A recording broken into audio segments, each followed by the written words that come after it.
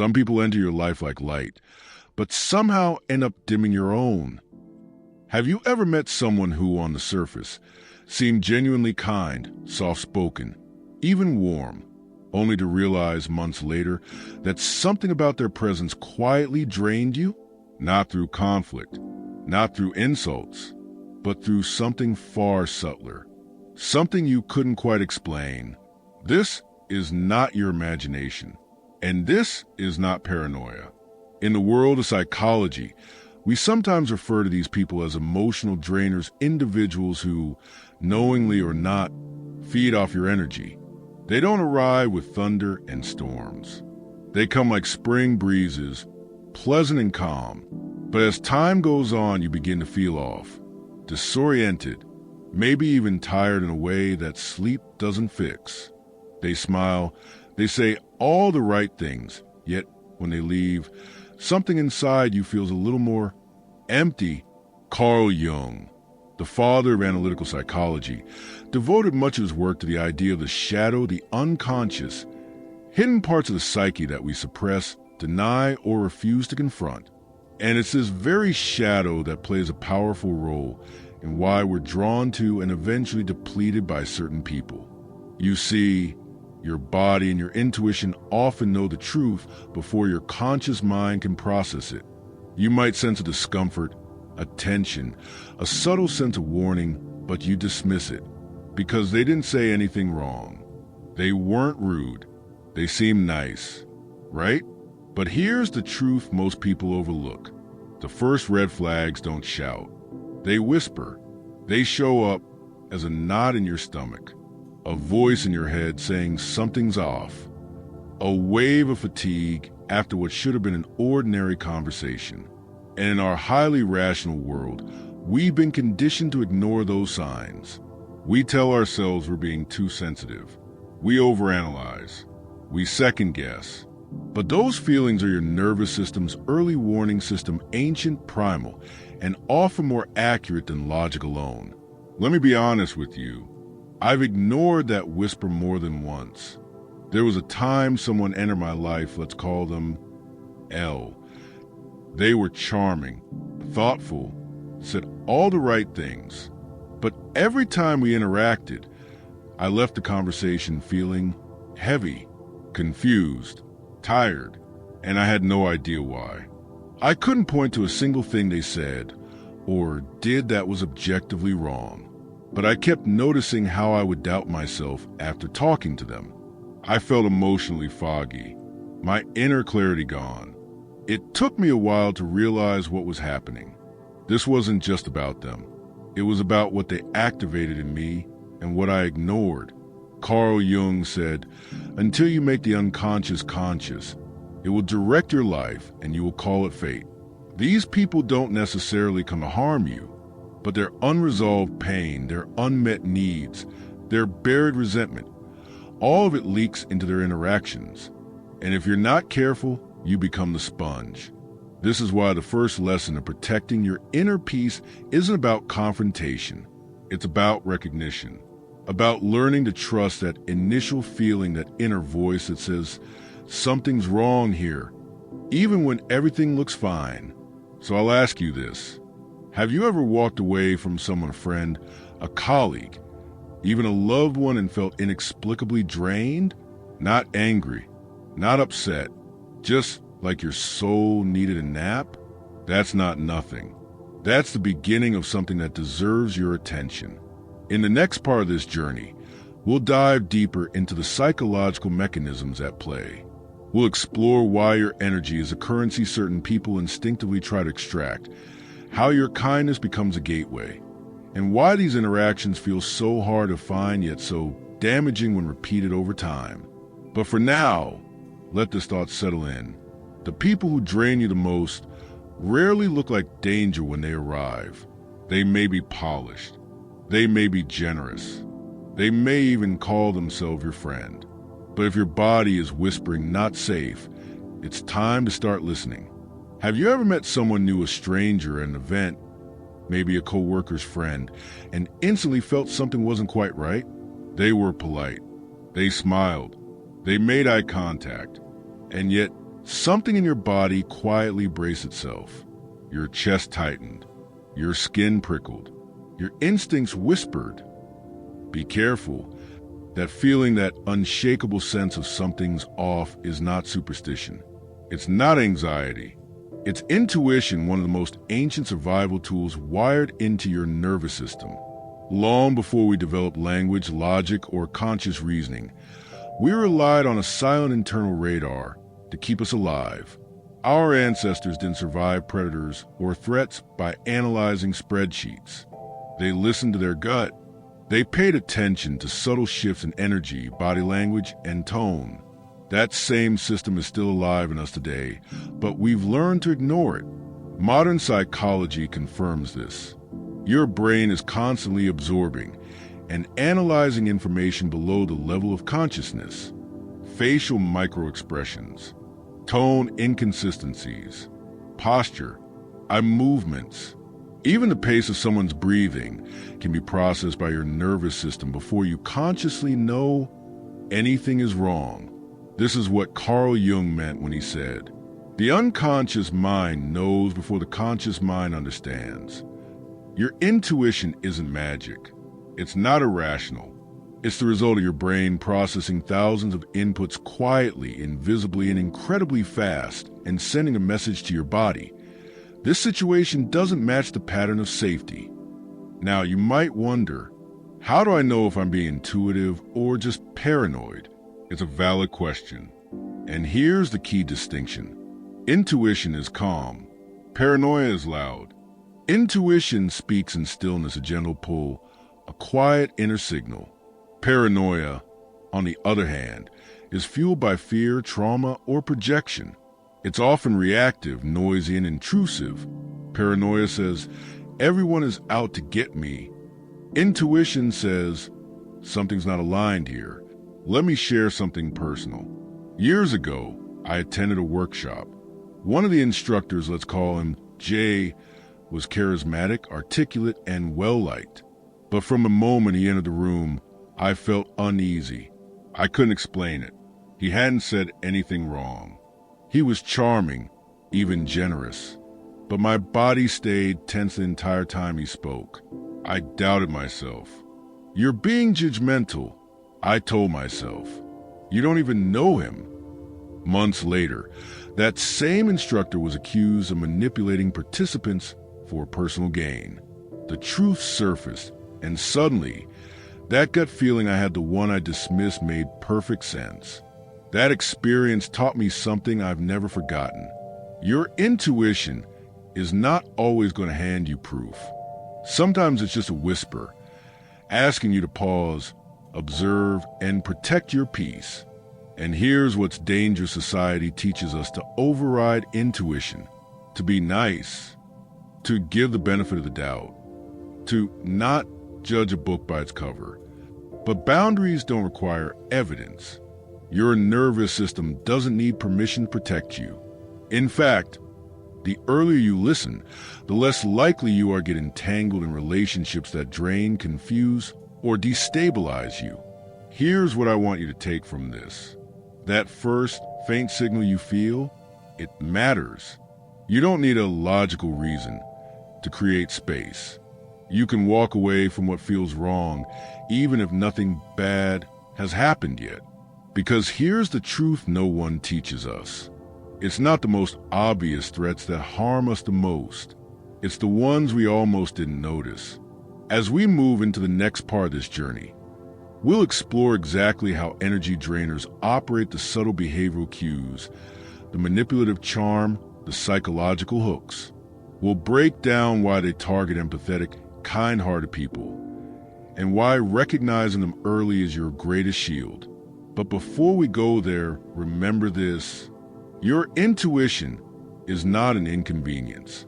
It's your early warning system. It's a gift, a compass, a guardian. You just have to stop ignoring it. Let's talk about the first real sign that someone may be slowly draining your emotional energy, and it's one of the easiest to miss, because it often wears the mask of connection. At first glance, your conversations might feel intense, even meaningful.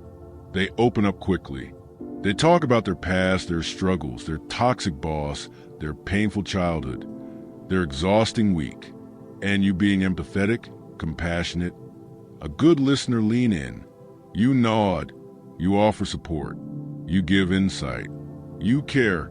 But something starts to shift gradually. Without realizing it, you're no longer talking with them. You're just listening to them. You're no longer co-creating a conversation. You're holding space for a monologue. They are always the center of the story. Their needs, their emotions, their wounds, all placed in front of you like an open wound you're expected to bandage. And you become the unofficial therapist, the emotional sponge, the silent container. If you've ever walked away from a conversation feeling drained, tense, or oddly invisible, you've likely encountered this dynamic. This isn't just about someone venting once in a while. That's healthy. We all need support. But when a pattern emerges where every interaction is lopsided, where one person talks and the other absorbs, something deeper is at play. Psychologists call this form of imbalance invisible emotional labor. Emotional labor isn't just about empathy. It's the unspoken responsibility of regulating someone else's emotional state at the cost of your own. And it's exhausting. You find yourself constantly tiptoeing around their moods. You prepare emotionally before every interaction. You carry their sadness, their anger, their confusion like it's your job to fix it. And maybe in your kindness, you've even told yourself, they're just going through a hard time. I should be there. But ask yourself this. When was the last time they asked about you? When was the last time they truly listened, not as a courtesy, but with real presence? If you can't remember, you're not in a relationship, you're in a one-way transaction. This is what I call a gravity imbalance. In relationships, one person becomes a sun. The other becomes a moon orbiting, adjusting, dimming their light just to maintain harmony. It's subtle, but over time it leads to burnout, self-doubt, and even resentment. Because the role you're playing, therapist, fixer, emotional anchor, wasn't chosen freely. It was assigned, silently, strategically, and often selfishly. Let me be clear. There is nothing wrong with being supportive. But when someone expects your emotional availability without reciprocating it, that's not connection. That's extraction. They may not even be doing it maliciously. Some people have simply never learned how to hold space for others because they've always had others hold space for them. But here's where it gets dangerous. When you normalize this imbalance, you begin to lose track of your own emotional needs. You begin to shrink in relationships until your inner world becomes secondary to someone else's crisis. Let me share a personal reflection. Years ago, I had a friend, let's call her M. Every call began the same way. You won't believe what happened today. And for hours, I'd listen, validate, encourage, console. But when I tried to share my challenges, she'd interrupt, minimize, or pivot back to her drama. I brushed it off, told myself, she just needs me right now. But months passed, then years. And one day, after yet another draining call, I sat in silence and realized I wasn't her friend.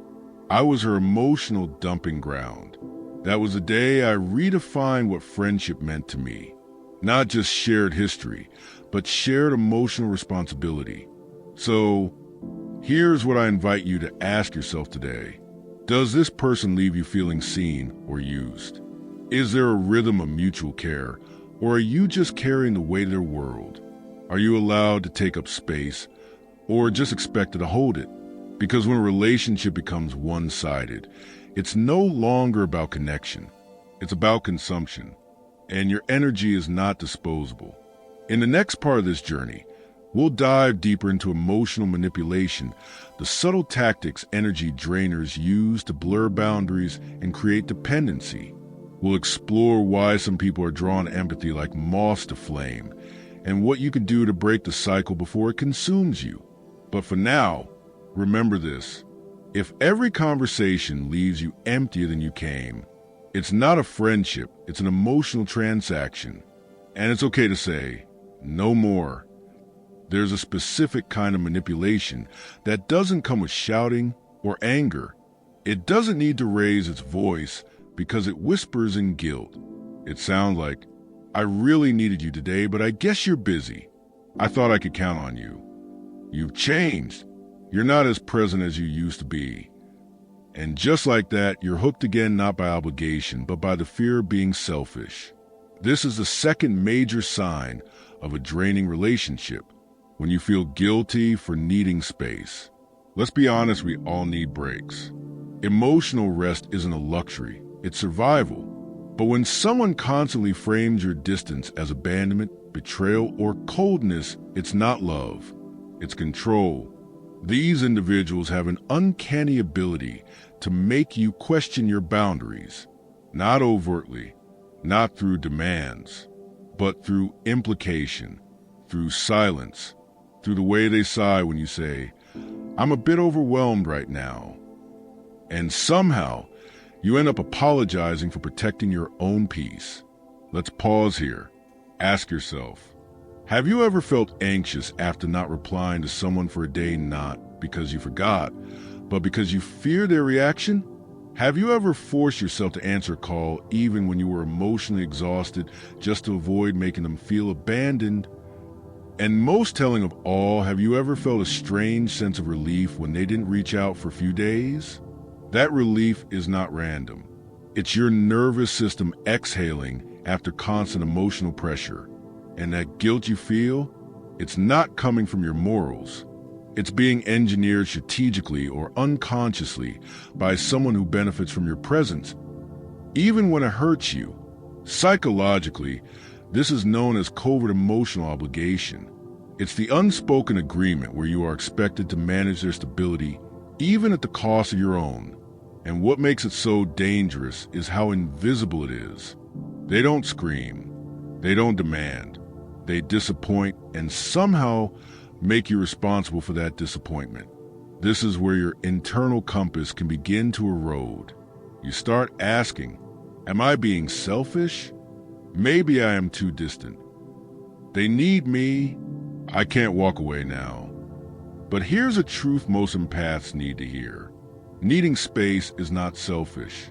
Setting boundaries is not betrayal. Choosing peace is not abandonment. Let me share a moment from my own life. There was someone I cared deeply for a long-time friend. But every time I tried to take space for myself, even for a weekend, she'd send passive-aggressive texts. Things like, I guess I just don't matter anymore. At first, I'd rush back in. I'd explain. I'd reassure. But over time, I noticed something troubling. I wasn't enjoying our friendship anymore. I was managing it like a fragile glass I had to carry carefully, or else it would shatter. And then one day, after ignoring her calls for 2 days because I was emotionally drained, I felt a strange thing, relief. Not guilt, not shame, just calm. And that was the moment I knew this wasn't connection. It was emotional dependency masquerading as friendship. So here's what I want to offer you. If your relationship with someone is making you afraid of being unavailable, that's not love, it's entrapment. If someone uses guilt to keep you close, they are not connecting with your heart. They are chaining themselves to it. In the next part, we'll uncover a deeper tactic often used by energy drainers. Subtle invalidation, how they erode your confidence while appearing supportive, and why it leaves you doubting your own worth. But before that, take this with you. You are not cruel for protecting your peace. You are not selfish for stepping back. You are not cold for needing time to breathe. Sometimes the kindest thing you can do is walk away from the thing that keeps asking for your light, while refusing to shine back. They don't need to shout. They don't even need to lie, at least, not in the way you'd expect. All they have to do is plant a little doubt, a subtle tilt of the head, a half smile followed by, I never said that, are you sure? A calm tone as they casually brush aside your pain with, You're just being too sensitive. This is a third sign you're dealing with an emotional drainer, one who uses covert manipulation and gaslighting to slowly rewrite your reality. And here's the scariest part. You may not notice it at first, because gaslighting rarely begins with a storm. It begins with a whisper. Let me explain. You recall a conversation that hurt you. You bring it up, hoping for clarity, honesty, maybe even an apology. But instead, they respond with something like, "That's not what happened. You misunderstood. You always twist my words." At first, you feel confused, then uncertain, and then worst of all, ashamed. You start questioning yourself. Did I really overreact? Am I remembering it wrong? Why am I always the one who ends up apologizing, even when I'm the one hurt? This is the true power of subtle manipulation. It doesn't just alter how you see them, it distorts how you see yourself. The most dangerous energy drainers aren't always loud or aggressive. Some of them are charming, well-spoken, and deeply intelligent, but they master the art of psychological erosion, slowly making you doubt your emotions, your instincts, even your memory. Carl Jung once said, "The most terrifying thing is to accept oneself completely." But how can you accept yourself when someone keeps telling you in 100 different ways that you're wrong about your own reality? Let me give you a real example. I once coached a client, Sarah, who was in a relationship that looked perfect from the outside. Her partner was attentive, generous, even affectionate. But every time she brought up something that upset her, his responses followed a familiar pattern. "That's not what I meant. You're being dramatic. Are you seriously upset over that? I think you projected your issues onto me." Over time, Sarah stopped bringing up her feelings at all. She began second-guessing her emotions. She even started journaling her conversations, not for reflection, but for proof that she wasn't going crazy. That's when she realized it wasn't just emotional fatigue. She was being gaslit. You see, gaslighting isn't about winning an argument. It's about making you doubt you were ever right to begin with. It is mental manipulation disguised as logic. It is control masked as concern. And worst of all, it isolates you from your own truth. So, how do you know if it's happening to you? Look for these signs. You constantly replay conversations in your head, trying to figure out what went wrong. You feel the need to record or write things down just to be sure. You start prefacing your feelings with, "Maybe I'm overreacting, but..." These are not signs of emotional instability. They are signs that someone is making you unstable. Let me be clear. Your feelings are valid. Your memory is not defective. Your boundaries are not extreme. If someone keeps making you question those things, it's not because you're broken. It's because they benefit from your confusion. And once they've sown enough doubt, you stop resisting. Because you don't trust yourself enough to know when something is wrong. So here's what I want you to remember. Gaslighting doesn't look like abuse at first. It looks like help. It sounds like concern. It hides behind phrases like, "I'm just being honest. I'm trying to help you grow. You're being too emotional." But beneath those words is a darker truth. They don't want you to grow. They want you to shrink just enough to make room for their control. In the next part, we'll explore something just as important. Why some people always seem to attract these types of relationships, and what's happening internally when your boundaries keep eroding without you even realizing it. But for now, hold this truth. You are not crazy. You are not dramatic. You are not imagining things. If it feels off, it is off. And if someone keeps telling you otherwise, they are not protecting you. They are protecting their power. There's a certain silence that follows your success, and it says more than words ever could. Have you ever shared something you're proud of, a new job, a creative project, a personal milestone, and the response you got was strangely hollow, a forced smile, a dry "that's nice," a swift change of topic, or worse, they immediately bring up someone else who did it better? That's not just disinterest. That's hidden envy, and it's one of the most corrosive, yet under-acknowledged forms of energy drain. These people don't overtly sabotage you. They don't scream, "I'm jealous." Instead, they do something far more subtle. They refuse to celebrate your light, because in their eyes, your growth somehow casts a shadow on their worth. Carl Jung once wrote, "Everything that irritates us about others can lead us to an understanding of ourselves." But he also said something even deeper. We hate in others what we have not yet reconciled within ourselves. And this is where the fourth sign becomes so dangerous. They don't just resent your success. They try to dim it, so they don't have to confront the part of themselves still stuck in failure. Let me share a story.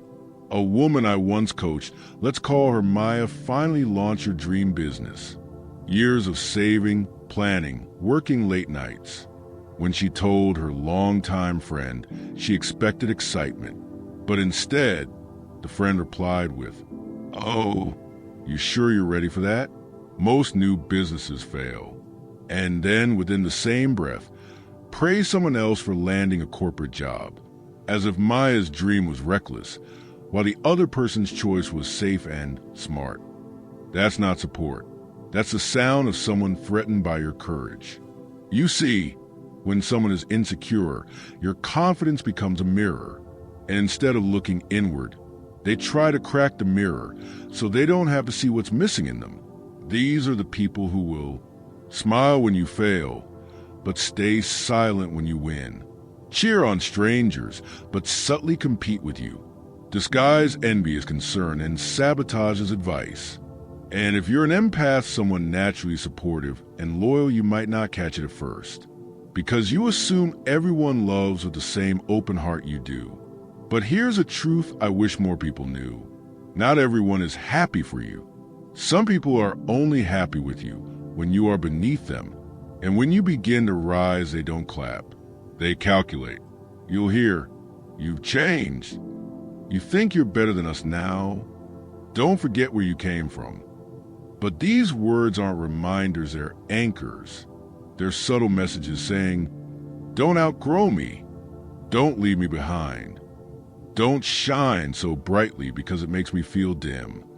Here's the paradox. These people don't just envy your achievements. They resent the fact that you believed in yourself enough to try, because every step you take forward highlights the steps they never took. And sometimes, it's not even about achievement. It can be your happiness, your healing, your self-respect, your peace. Even your joy can become a threat to someone committed to their own suffering. So, how do you know you're dealing with this kind of person? Pay attention to how they respond when you set a boundary, celebrate a win, speak highly of yourself, choose to grow. If they downplay it, dismiss it, or guilt trip you for it, you're not imagining it. They are threatened. And the longer you stay close to someone who feels that way, the more you will unconsciously start shrinking yourself, laughing less loudly, celebrating less boldly, apologizing for your light. Don't dim your joy to keep someone else comfortable in their pain. You are not meant to live in someone else's shadow, especially someone who's afraid to step into the light with you. In the next part, we'll explore a deeper layer still. Why some people don't just resent your light, but subtly push you toward codependency, training you to need their approval just to feel safe shining. But until then, I leave you with this. If your joy makes someone uncomfortable, it's not your joy that needs adjusting. It's your proximity to the wrong energy. We often imagine emotional drainers as villains, manipulative, calculating, intentional, but the truth is more unsettling. Most of them have no idea they're draining you at all. They don't wake up in the morning thinking, "Whose peace can I poison today?" No, they're often the ones closest to you, the people you love, the ones you've let in, a best friend since college, a partner who just needs a little extra support, a colleague who overshares constantly and calls it venting. They don't wear dark cloaks. They wear familiarity. And that's what makes them so difficult to see clearly. Because how do you recognize a storm when you've grown up under cloudy skies? Carl Jung spoke often of the shadow self, the parts of us we disown, suppress, or remain blind to. And here's the key. The more unconscious the shadow, the more power it holds over us. Many emotional drainers are not evil. They're unaware. They've lived in chaos so long. They don't know peace feels different.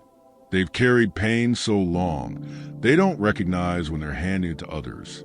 These are people who overshare their trauma but never process it, seek constant reassurance but never self-reflect, turn every interaction into a therapy session without ever going to therapy. And when you gently set a boundary, they feel abandoned because in their inner world, connection is tied to emotional enmeshment. Love means being available at all costs. Support means sacrifice. Presence means exhaustion. But let's be clear, their pain is real. Their chaos is valid. But it is not your responsibility to fix what they are unwilling to face. Here's what makes it even harder. Many of these people are charming, funny, thoughtful, sometimes deeply intelligent. But underneath it all is an unhealed narrative. A part of them still trying to recreate the trauma they never understood. Why? Because the psyche doesn't seek what's healthy. It seeks what's familiar. And so they repeat the cycle, becoming the victim when not centered in your world, sabotaging peaceful relationships because they feel boring, creating conflict because stillness feels threatening. They don't know they're a storm. They just know silence makes them anxious. Let me be honest, I've been that person before. In my early years, I confused vulnerability with emotional dumping. I thought intensity meant intimacy. And when friends pulled away, I blamed them for not being real, when in truth, they were just exhausted. It took me years to realize I wasn't connecting. I was consuming. It's a hard pill to swallow, but a necessary one, because until someone becomes aware of their shadow, they will keep handing it to others to carry. And here's the tragedy. These people are not monsters. They're mirrors, reflecting wounds they haven't yet had the courage to face. But you are not a dumping ground. You are not an emotional sponge. You are not the unpaid therapist of someone who refuses to grow. You are allowed to love people from a distance, to recognize someone's pain, but still choose your peace. As Jung once said, until you make the unconscious conscious, it will direct your life and you will call it fate. So, who are these emotional drainers? They are us before awareness. They are you in the moments you felt lost. They are everyone until we choose the harder path of reflection. In the next part, we'll dive into why this reflection is so rare and how shadows not only shape others, but dictate our own self-worth if we don't confront them. But for now, ask yourself, who in your life repeats the same emotional storm and blames the weather instead of learning how to heal the sky? Carl Jung once said, until you make the unconscious conscious, it will direct your life and you will call it fate. This is not just a poetic warning. It is a map, a mirror, a mechanism. You see, every one of us has a shadow, a part of the psyche that holds everything we've rejected, repressed, or refused to deal with. Anger we were taught to suppress. Jealousy we learned to shame. Needs we were told were too much. Grief we never had time to process. Where does all of that go? It doesn't disappear. It waits, and then it finds a way out, usually through projection. Projection is the mind's way of unloading uncomfortable truths. When a person can't accept something in themselves, they unconsciously project it onto someone else. Often that someone is you. It looks like this. They accuse you of being selfish because deep down, they fear their own self-centeredness. They say you're too emotional, while suppressing their own storm of feelings. They mock your ambition because it reminds them of their own unfulfilled potential. This isn't malicious. It's mechanical. The shadow seeks expression. And if not internally acknowledged, it will look for the nearest safe space to land. Unfortunately, that safe space is often a close friend, a partner, a co-worker, someone emotionally available and empathetic enough to absorb it. In other words, you become the outlet for what they won't face inside themselves. It's like being handed a suitcase full of unresolved rage, shame, or insecurity, with no warning, no thank you, and no way to set it down. And over time, if you're not aware of what's happening, you start to think that weight is yours. You internalize their projection. You question your motives, your memories, even your worth. You play the role they unconsciously wrote for you, until your identity begins to blur. Am I really the selfish one? Maybe I am too sensitive. What if I'm always making things about me? But here's the truth. You're not broken. You've just been caught in someone else's unresolved war. And the real danger? The more shadow they project, the more you suppress your own boundaries just to keep the peace. You start minimizing your light to avoid triggering their darkness. You walk on eggshells. You downplay your success. You apologize for your needs, all to avoid becoming the villain in their unspoken narrative. So how does this system keep running? Because projection feels easier than self-reflection. Because blaming feels safer than healing. Because to own the shadow means confronting decades of pain, confusion, and inherited patterns. Most people aren't ready for that. But you are, because you're here, because you're listening, because a part of you already knows. You are not responsible for carrying the shadows of others, but you're responsible for seeing your own. In the next section, we'll flip the mirror inward and explore a confronting truth. How even the most empathetic among us can, at times, become the very thing we fear. Drainers, shadows, projections, all when we disconnect from our own awareness. But for now, I'll leave you with this question. Whose darkness have you been absorbing? And at what cost to your own clarity? Awareness is powerful, but awareness alone does not set you free. Action does. By now, you may have recognized some dynamics in your own life. The subtle drain, the invisible weight, the unease you couldn't explain until now. But recognition is just the beginning. So how do you protect your peace? Without becoming hard, bitter, or isolated, you start by listening to the most ancient compass you have. Your body, your nervous system will always tell the truth, even when your logic tries to override it. Do you feel a tight chest every time their name pops up? A sudden headache after a phone call that should have been harmless?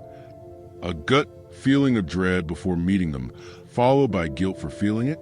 These are not overreactions. They are information. Your body speaks the language of intuition, even when your mind is trying to be nice. Start noticing. When do you feel drained after conversations? Who makes your body tighten instead of relax? Which relationships feel like effort, not connection? Once you've identified these patterns, it's time to set boundaries. Now, boundaries don't have to be dramatic. They don't mean cutting people off or launching into conflict. In fact, the most powerful boundaries are quiet, firm, and consistent. They sound like, I won't be available tonight. I need to recharge. I can't talk about this right now. Let's check in another day. Or simply silence. You don't owe anyone access to your emotional energy on demand. Empathy is sacred, not a resource to be extracted until depletion. Emotional labor is real, and protecting your emotional bandwidth is not selfish. It's wise. Sometimes, though, setting boundaries is enough. Some dynamics are so entrenched, so manipulative, or so draining that the healthiest move is distance. Not out of hatred, but out of self-preservation. You can love someone and still recognize they are not safe for your nervous system. You can care for them without letting them colonize your peace. Jung once said, "The privilege of a lifetime is to become who you truly are. You cannot become who you are meant to be if you are constantly managing someone else's chaos." Sometimes the most spiritual thing you can do is walk away quietly, not to punish, not to control, but to reclaim the parts of you that were slowly dissolving in someone else's storm. And here's a deeper truth. You don't need closure. You don't need a final conversation. You don't need to explain why you're stepping back. Your peace is reason enough. The moment you stop over-explaining and start honoring your own limits, you've already broken the cycle. From here, life starts to feel lighter. You'll notice more ease in your breath, more stillness in your mind, more clarity in your heart. And slowly, you'll remember who you were before you were handed all those emotional suitcases that were never yours to carry. In our final chapter, we'll return to where we began, but this time with new eyes, new strength, and a new responsibility to not only protect our light, but to stop unconsciously dimming the light of others too. Because shadow work isn't just about them. It's about us. Are you carrying emotions that are not yours? This question might feel uncomfortable because it forces you to confront a truth that's been lurking beneath the surface. That weight you've been carrying, the exhaustion that doesn't have a clear source, the sense of depletion after a conversation or encounter. It might not belong to you at all. It may be the burden of someone else's unresolved pain, their emotional chaos, their unspoken needs, and you, out of love or obligation, have been shouldering it. But here's the truth. You don't have to. You don't have to carry it. You have the right to protect your energy. You have the right to safeguard your peace. You have the right to say, "No, I will not absorb this any longer." Carl Jung, whose work on the unconscious has shaped so much of our understanding of human behavior, once said, "Peace does not come from the absence of chaos, but from the ability to separate yourself from it." This is not about rejecting others, nor is it about turning your back on the world. This is about knowing your boundaries, knowing where your energy ends and someone else's begins. You can still love them, but you don't have to carry their emotional baggage.